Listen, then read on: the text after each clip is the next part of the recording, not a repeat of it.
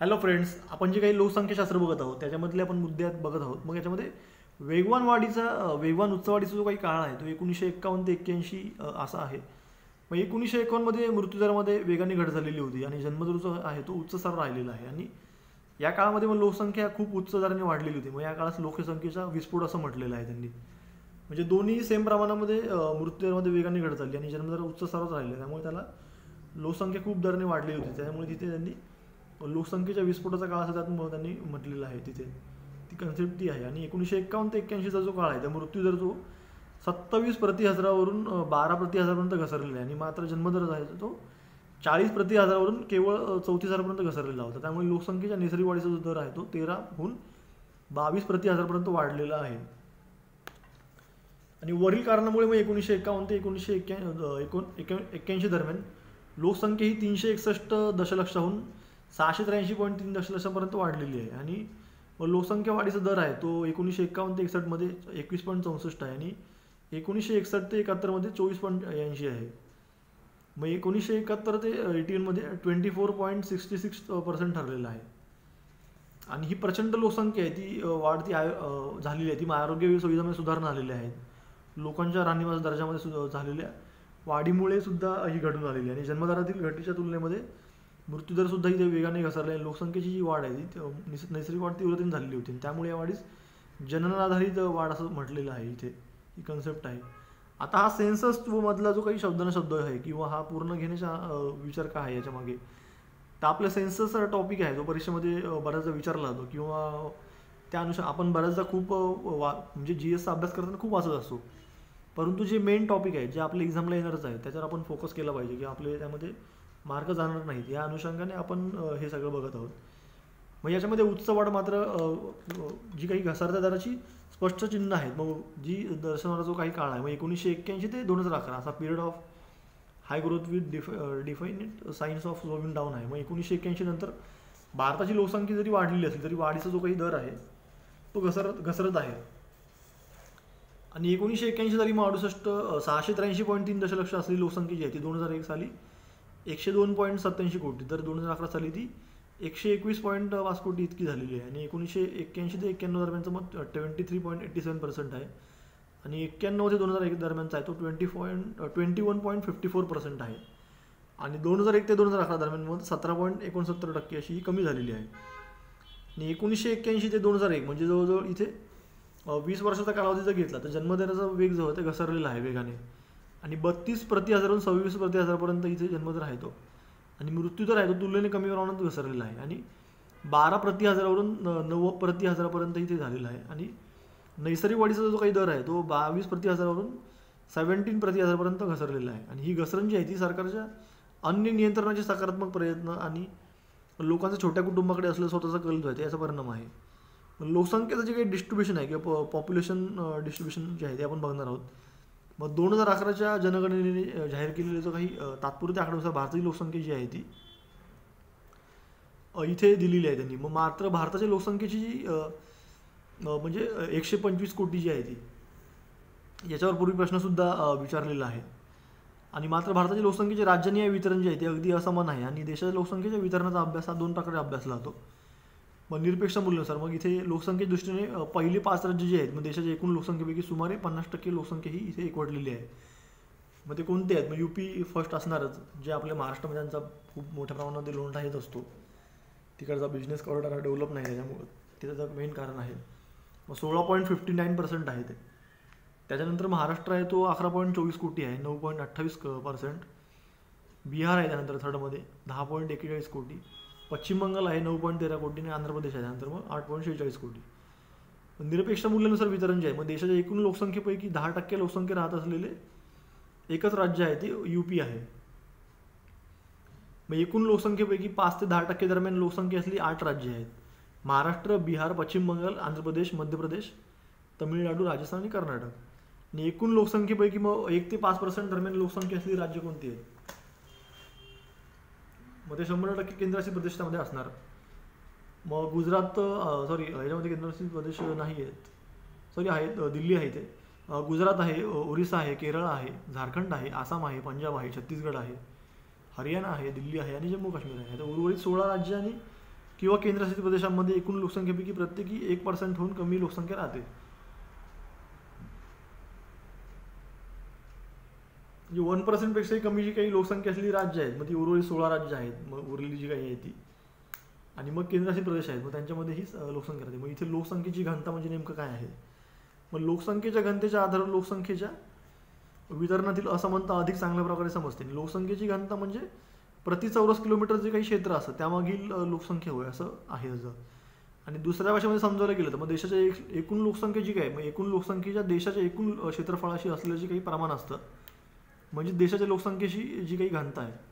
मग लोकसंख्येची घनता बरोबर एकूण लोकसंख्येचं क्षेत्रफळ, जी लोकसंख्या एकूण क्षेत्रफळ असेल मग ते चौरस किलोमीटर ते मोजलं जातं. आणि गेल्या शतकापासून मग 1901 पासून 1911 ते 21 हे दशक वगळल्यास लोकसंख्येची घनता जी आहे ती वाढत गेलेली आहे.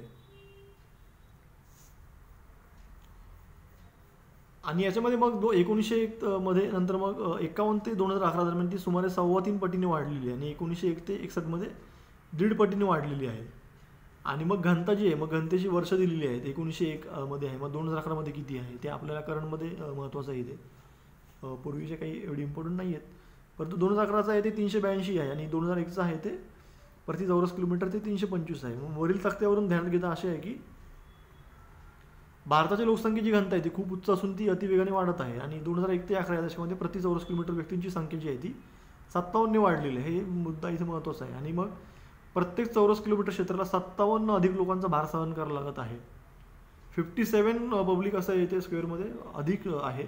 आणि घनतेतील वाढ ही अमेरिकेच्या सध्याच्या घनतेच्या दुप्पट आहे आणि रशियाच्या सध्याच्या 6 पट आहे. आणि म्हणजेच मोठ्या आकाराच्या देशांपैकी भारत सर्वाधिक घनतेचा देश आहे. आणि एवढेच नव्हे तर या घनतेमध्ये वेगाने वाढ सुद्धा होत आहे.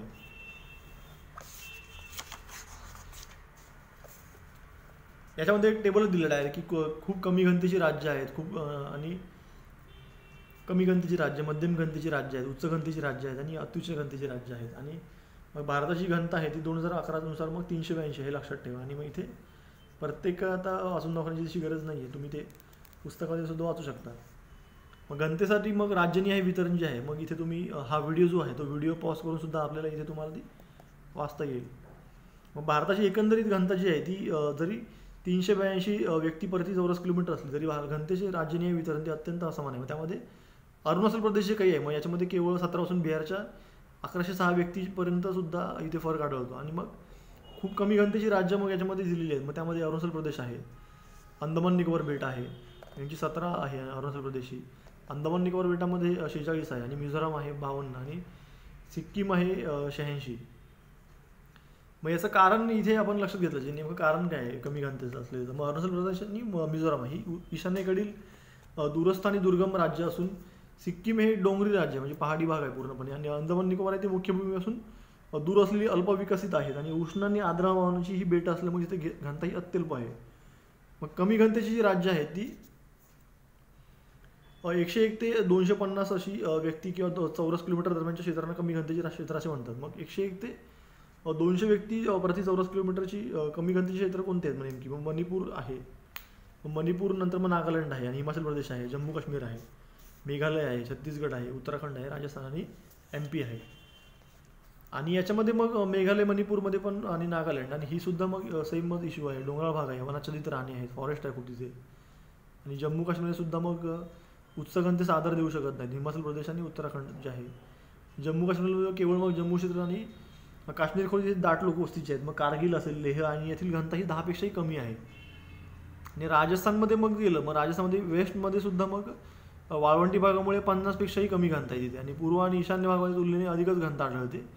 आणि मध्य प्रदेशमध्ये मग कठीण खडकांच्या उच्च सखल भूरचनेमुळे छत्तीसगड मध्ये मग दाट वनाचं क्षेत्र आहे आणि इथे MPचं मग उंच सखल जो काही भूरचना आहे त्याच्यामुळे इथे कमी घनतेची राज्य आहेत. आणि मध्यम घनतेची राज्य मग कोणती आहेत? म्हणजे 251 ते 500 व्यक्ती पर चौरस किलोमीटर घनतेच्या क्षेत्राने इथे मध्यम घनतेचे राज्य म्हटलेलं आहे. मग इथे पुढील राज्यांचा त्यामध्ये समावेश होतो. मग इथे ओडिशा असेल, गुजरात असेल,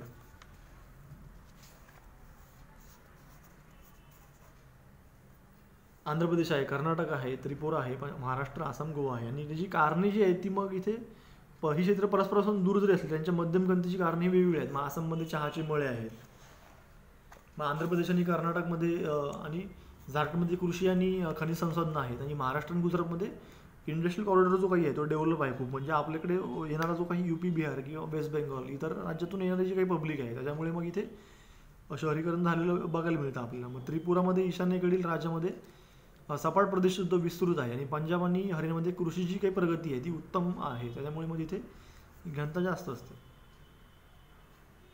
आणि 500 ते 1000 व्यक्ती मग चौरस किलोमीटर दरम्यान जे काही राहतात, मग त्याच्यामध्ये त्यांना उच्च घनते क्षेत्र असं म्हटलं. मग तमिळनाडू असेल, हरियाणा आहे, दादर नगर हवेली आहे, UP आहे, केरळ आहे. मग तमिळनाडूची जो लोकसंख्या आहे ती कृषी आणि उद्योग क्षेत्रावर डिपेंड आहेत आणि केरळची किनारपट्टी ती सुपीक आहे, अशी त्याची रिझन त्यांनी दिली आहेत. मग अत्युच्च घनतेची राज्य कोणती आहेत नेमकी? मग 1000 व्यक्ती पर चौरस किलोमीटरपेक्षा अधिक घनते क्षेत्राने इथे अत्युच्च घनतेची क्षेत्र असं म्हटलं आहे. मग पश्चिम बंगाल आहे, बिहार आहे आणि लक्षद्वीप आहे, दमनदीव आहे, पुदुच्चेरी आहे, चंदीगड आणि दिल्ली आहे, या केंद्रशासित प्रदेशाचा समावेश होतो. मग इथे UP आणि बिहारमध्ये सुपीक गंगा मैदानं असल्यामुळे लोकसंख्येच्या उच्च घनतेला आधारित येतात. आणि पश्चिम बंगालच्या गंगेच्या क्षेत्रामध्ये त्रिभुज प्रदेश इथे वसलेला आहे आणि जिथे वर्षातून भारतात इथे 3-4 पिके घेतली जातात आणि हुगळीच्या खोऱ्यामध्ये मग उद्योगांचे एकत्रीकरण झालेलं आहे, त्याचा सुद्धा इथे इम्पॅक्ट बघायला मिळतो आपल्याला. मग त्याच्यानंतरचा टॉपिक आहे तो लोकसंख्येची लिंगरचना आहे. अर्थपूर्ण लोकसंख्याशास्त्रीय विश्लेषणासाठी लोकसंख्येच्या लिंग रचनेचा बदल इथे आपल्याला अभ्यास इथे महत्त्वाचा ठरतो. आणि मग इथे सामाजिक असेल, आर्थिक आणि सांस्कृतिक प्रारूपावर सुद्धा ते इफेक्ट करत असतात. मग स्त्री पुरुष समानतेचा स्तर दर्शवण्यासाठी लिंगरचना जी आहे ती महत्त्वाचं सामाजिक निर्देशांक आहे.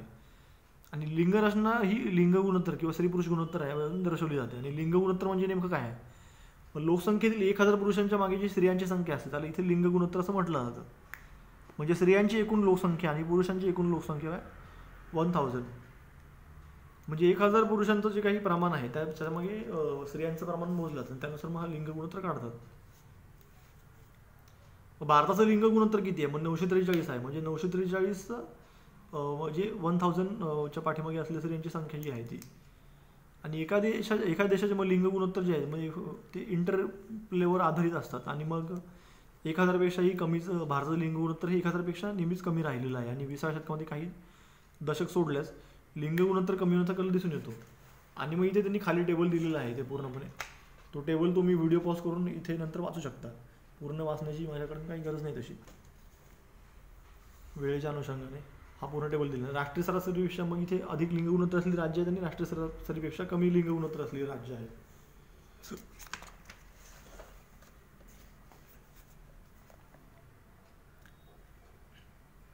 त्याच्यानंतर मग अलीकडे 1991 नंतर मग 2011च्या जनगणनेनुसार लिंग गुणोत्तरामध्ये थोडी वाढ झालेली दिसून येते. मग 1901 पासून ते 51 पर्यंतची इथे वाढ दिलेली आहे. मग भारताच्या लिंग गुणोत्तराची इथे रिझन दिलेली आहे त्यांनी. आपण ते पुढच्या लेक्चरमध्ये बघूया. थँक्यू सो मच मित्रांनो. आमचं जे डॉक्टर सुशील पॉडला टेलिग्राम चॅनल जॉईन करा आणि सेम पेज आमचं YouTube आणि फेसबुकवर आहे, त्याला लाईक शेअर सबस्क्राईब करत राहा. वेलकम.